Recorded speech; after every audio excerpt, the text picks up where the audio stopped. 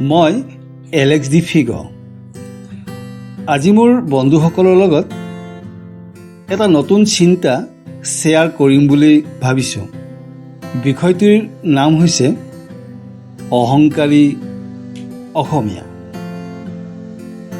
বিভিন্ন কোম্পানীৰ তৰফৰ পৰা অনেক প্ৰশ্নৰ উত্তৰ বিচাৰি আমাৰ গ্ৰাহকবোৰৰ সৈতে প্ৰায় ফোনযোগে কথা পতা হয়।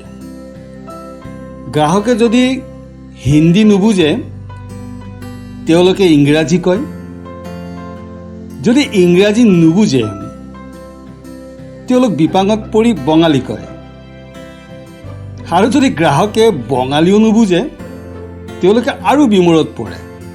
কিয়? হোৱাই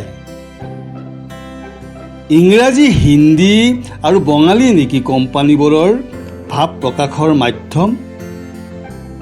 সেই ক'বলৈ মন যায়। সেই কোম্পানীৰ প্ৰবক্তাসকল, আপোনালোকে জানি থোৱাটো ভাল, আমি অসমৰ অসমীয়া। আমাৰ মাত, কথা, ভাষা অসমীয়া।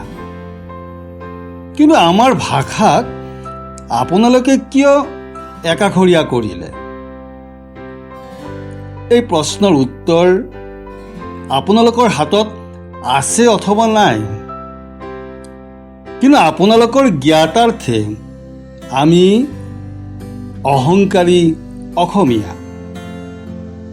সেয়ে আমি অসমীয়াত কথা পাতিব খোজোঁ। পুটিনে যদি সমগ্ৰ বিশ্ববাসীৰ আগত ৰুছ ভাষাত কথা পাতিব পাৰে, চীনাসকলে চীনা ভাষা বিশ্বই শুনাকৈ বিৰদৰূপে যদি ক'ব পাৰে, আমি সমগ্ৰ ভাৰতবৰ্ষই শুনাকৈ অসমীয়া কিয় ক'ব নোৱাৰোঁ? আৰু যিদিনাই ভাৰত তথা বিশ্বই শুনাকৈ আমি অসমীয়া ভাষা নিসংকোচে ক'ব পাৰিম, সেইদিনা দিল্লী, আগ্ৰা, মুম্বাই অথবা লুধিয়ানাই ক'ব নোৱাৰিব অসম ক'ত? অসম বেংগলত নেকি? বিষয়টো আপোনালোকৰ আগত অৱগত কৰিলোঁ। কেনেকুৱা হ'ল আপোনালোকে কমেণ্ট কৰিব আৰু ছাবস্ক্ৰাইব কৰিবলৈ নাপাহৰিব। কাৰণ এনেদৰে নতুন নতুন বিষয় আৰু চিন্তা মোৰ বন্ধুসকললৈ মই লৈ আহি থাকিম।